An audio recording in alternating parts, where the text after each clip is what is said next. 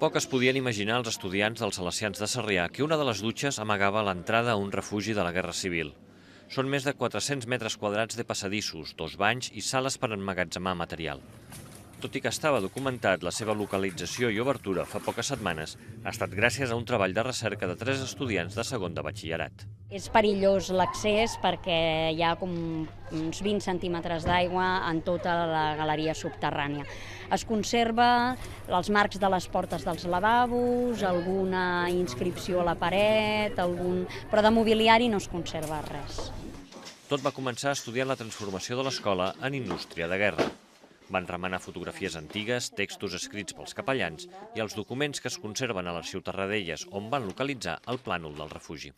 Sí, perquè ho aprens amb les fonts primàries, ho aprens tu. Sí, per exemple, ara estàvem fent aquí una recerca i això fa que tu aprenguis directament de les fonts.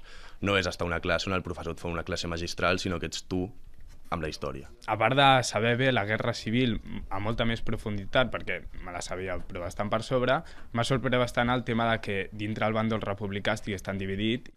El refugi es va construir l'any 37 sota el que avui és el pati, perquè en cas de bombardeig s'hi poguessin protegir els treballadors de la fàbrica d'armes i munició creada per la Generalitat. Aquí es feia el fusil Mauser, que és l'arma principal que es va utilitzar durant la Guerra Civil. Al fer-se d'aquesta fàbrica es va centralitzar tot. I es feien tant les peces com la unió, inclús el provatge a la galeria de tir. Conscients de la seva importància patrimonial, el centre es planteja la possibilitat d'adaptar el refugi perquè es pugui visitar.